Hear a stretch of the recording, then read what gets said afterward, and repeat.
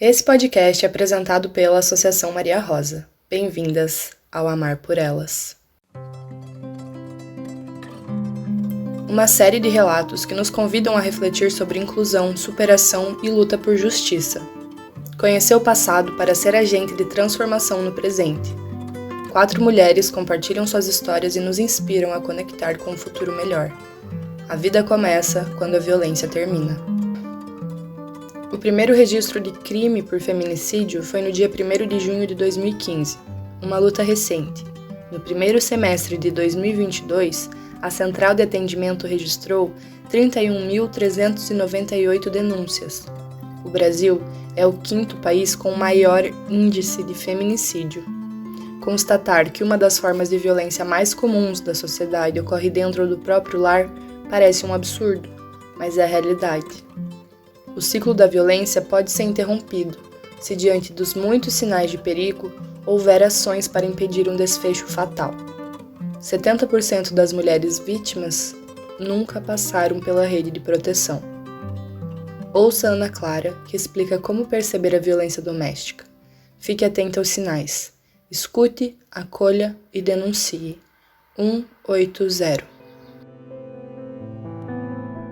Como um pé de vento veio me avisar que o meu lamento vai se acabar.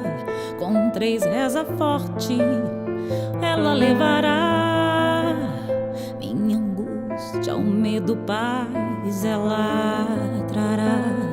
Como um pé de vento veio me avisar que o meu lamento vai se acabar.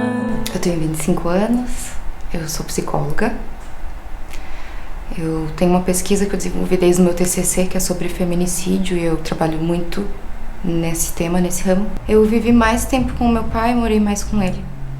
No meu primeiro ano eu vivi com minha mãe, mas depois meu pai pegou minha guarda. E eu sempre tive contato com minha mãe, mas vivi com ela ali perto dos 9 anos, um pouquinho, depois eu voltei a morar com meu pai, até eu casar. Porque minha mãe sempre foi muito fechada, assim, ela sempre foi muito reservada, durona, sabe? Então ela tinha o jeito dela de demonstrar amor, mas mais resistente, digamos assim, batalhadora. Minha mãe passou por bastante dificuldade, assim, mas ela sempre foi muito uma mulher de muita fé. Ela acreditava muito em dias melhores, assim, ela pedia por isso, ela corria atrás, sabe? Ela se resolvia. Nos últimos tempos, assim, ela estava construindo uma casinha no fundo da casa dos meus avós. Ela estava virando uma página, assim, ela estava resolvendo a vida dela. Assim, eu não presenciei muitas situações, mas era perceptível que tinha uma tensão ali. Ele era bem possessivo, assim, ela não tinha muita liberdade pra nada. Foi um relacionamento curto, assim, foram uns 3 meses. E ela conseguiu terminar.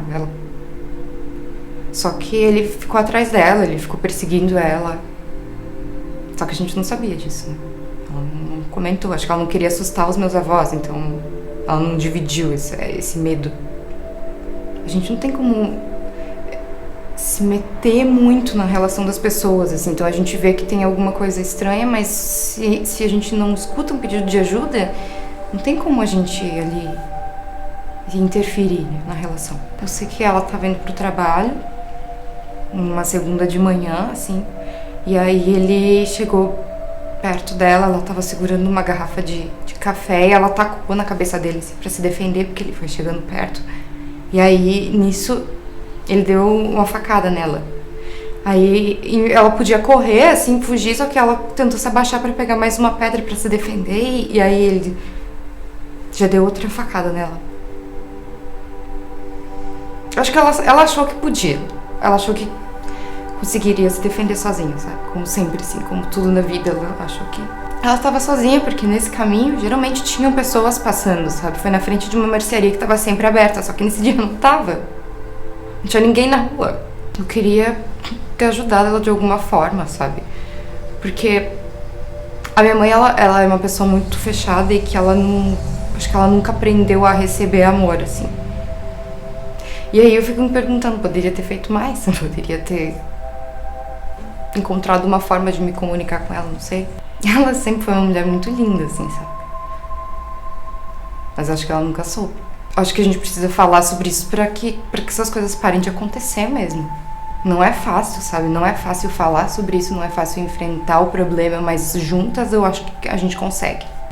A gente tem que se ajudar. Por mais que doa, pelo menos eu sinto que eu tô fazendo alguma coisa com isso pra alertar mais pessoas. Porque se tá doendo em mim, está doendo em outras pessoas também e vai continuar doendo se a gente não falar. Se a gente não mudar mesmo a sociedade que a gente vive. E é preciso que haja um acolhimento também da vítima. Essa é a questão. A gente julga, a gente olha de fora e acha, o que aquela pessoa tá fazendo nessa relação? Só que é tão maior, sabe? O problema é tão mais profundo, tem tantas camadas nele que pra sair de uma relação de violência, de agressão, requer muito mais do que só uma vontade. Só perceber que tá acontecendo. Tem um número pra isso, sabe? Eu agora, como falando numa posição de profissional mesmo, 180, tem um número de telefone que você consegue ligar, você consegue pedir ajuda se à sua volta não tiver ninguém que possa te ajudar. E eu acho que mais também do que a vítima, às vezes a vítima tá tão fragilizada, né? Então quem vê algo acontecendo, denuncie. Eu não vi. Se você conhece alguém que está passando por uma situação como essa, procure ajuda, denuncie, ligue para a Central de Apoio à Mulher 180. O seu silêncio pode custar uma vida. Agradeço a Ana Clara, que nos contou sua história, e a atriz Alana Bortolini, que deu voz nesse podcast. Tem uma história também que é da minha família e eu esqueço, assim, parece que... na verdade, eu descobri há pouco tempo. Aconteceu há 22 anos atrás, mas eu era uma criança, eu tinha 6 anos de idade, então eu não soube o que aconteceu exatamente. Eu perdi minha bisavó quando eu tinha 6 anos de idade, mas eu só sabia que um homem tinha entrado na casa dela e tinha matado ela. E um dia, eu era adulta já, eu tava viajando com os meus pais e alguém falou sobre o estupro nessa situação e eu fiquei... Pera, tipo, o quê? Tipo, nunca ninguém me fala... não sei, como é que ia falar pra uma criança de 6 anos também, não tem como explicar isso. E aí eu descobri que a minha bisavó, há 22 anos, aqui em Caçador, ela foi estuprada e morta dentro da casa dela. E essa é a minha história também. E eu acho que todas essas histórias são nossas histórias, sabe? Então, eu precisei ser chamada pra fazer essa personagem pra colocar isso. Eu não sei, assim, parece que a gente deleta, sabe? Deleta, deixa ali num canto e precisa falar. Eu perguntei pra minha mãe, eu posso falar sobre isso? E aí ela me disse, essa história é nossa. Pode ser que tenha gente da nossa família que não queira que você fale sobre isso, mas se você quer falar, você vai falar. E eu sinto isso, tá na minha mochilinha das coisas que eu trago da minha vida, das histórias das minhas mulheres, da minha família. E tá ali, isso afeta de alguma forma e afeta todo mundo. Acho que a gente tem que entender isso, que afeta todo mundo. Não é só porque era minha bisavó, mas todas as mulheres, sabe? Então, fazer escolhas que partam realmente da minha essência, realmente daquilo que me respeita. As escolhas que me dizem respeito e que me respeita, que não me violem, sabe? Se tá me machucando, se eu tô tendo que me desdobrar e redobrar por dentro, eu não tô sendo autônoma da minha vida, não tô me amando. Justamente também esses caminhos que foram feitos antes da gente, pelas nossas mulheres, tomar isso e levar para outro rumo, né? Não repetir, não ficar repetindo. A violência doméstica, ela existe de várias formas, tanto psicológica, quanto moral, quanto patrimonial, sexual, física.